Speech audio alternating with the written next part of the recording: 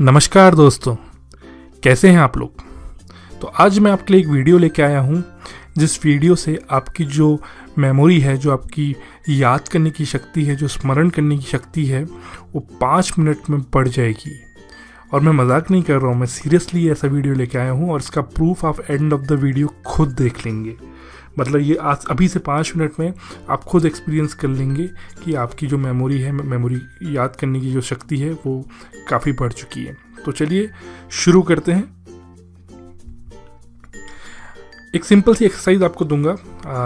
आपको मैं 10 शब्द दिखाऊंगा, आपको 10 शब्द याद करने हैं। 10 शब्दों को याद करके उनको एग्जैक्ट उसी सीक्वेंस में रिपीट करना है। ये आप अपनी तरफ से करिएगा। जब मैं स्क्रीन पॉज कर दूंगा तो उस टाइम पे आप उसको रिकॉल करने की कोशिश करिएगा और देखिएगा कि आप कितने वर्ड रिकॉल कर पाते हैं। तो पहला वर्ड है dog, elephant, bag, remote, pocket, phone, YouTube, juice, money और बैंक।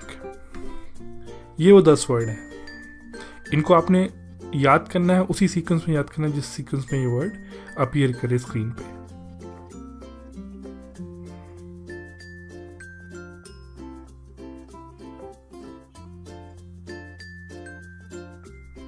चलिए, याद कर लिया तो हम आगे बढ़ते हैं। अब उनको रिकॉल करिए एग्जैक्ट उसी सीक्वेंस में जिस सीक्वेंस में आपने उनको याद किया था, जिस सीक्वेंस में वो अपीयर किए थे।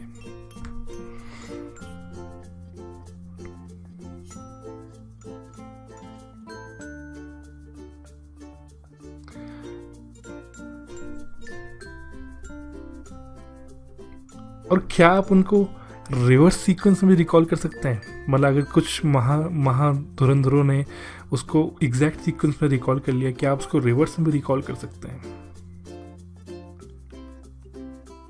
तो चलिए मैं आपको बताता हूँ कि ये कैसे हो सकता है, कैसे आप इतनी जल्दी अपनी मेमोरी को शार्प बना सकते हैं और ये सीक्वेंस या कोई भी वर्ड याद कर सकते हैं। और यहाँ तो मैंने सिर्फ आपको 10 वर्ड को एग्जाम्पल दिया है।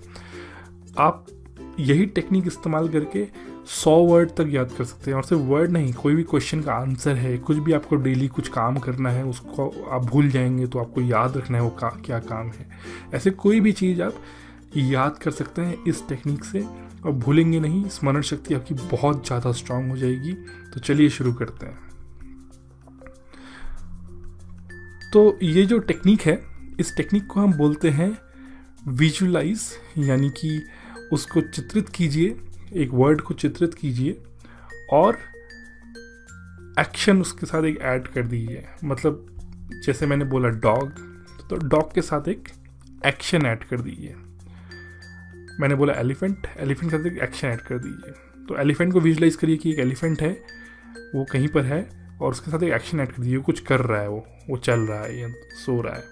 तो पहला चीज़ ये करना है। दूसरा चीज़, इन वर्ड को सीक्वेंस में एक स्टोरी में जोड़ना है, एक कहानी में जोड़ना है। तो मैं आपको बताता हूँ मैंने कैसे कहानी को जोड़ा।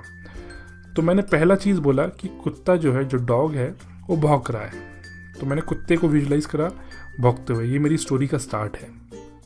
उसके बाद आप मेरे साथ ये सोचते रहिए कि पहला वर्ड कुत्ता है, वो भौंक रहा है और वो भौंक किस पे रहा है। तो मैंने एक कहानी जोड़ी आगे कि वो किस पे भौंक रहा है, वो जो एक्शन कर रहा है किस पे कर रहा है। वो एक हाथी पे भौंक रहा है।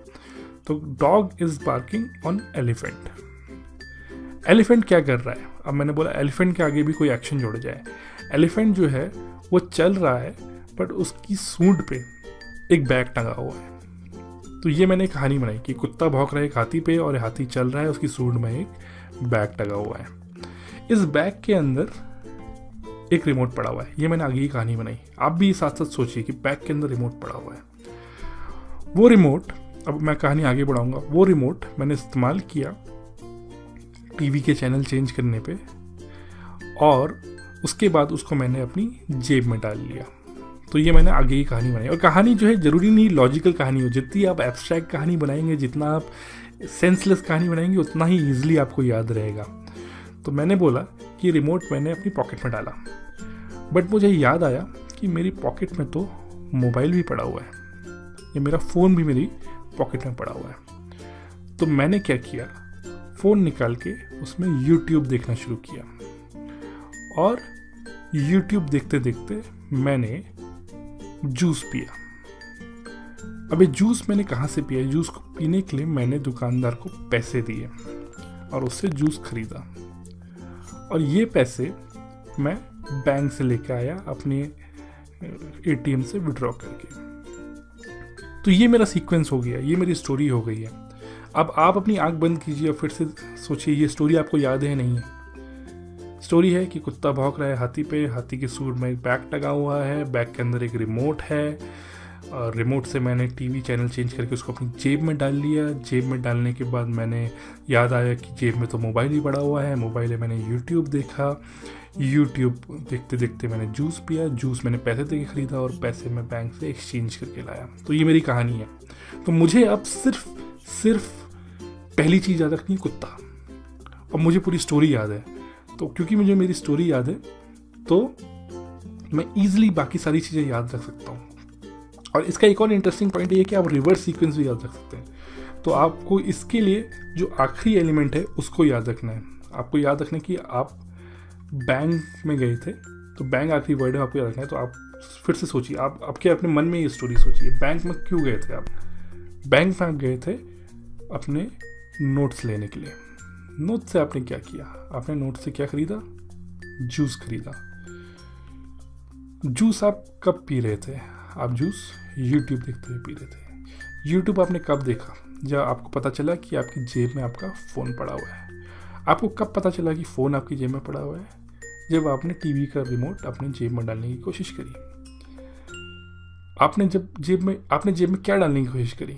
आपने जेब में टीवी का रिमोट डालने की कोशिश करी। टीवी का रिमोट आपको कहाँ मिला? वो हाथी के बैग में मिला। बैग कहाँ मिला? हाथी में मिला। हाथी को क्या हो रहा था? उस पर कुत्ता भौंक रहा था।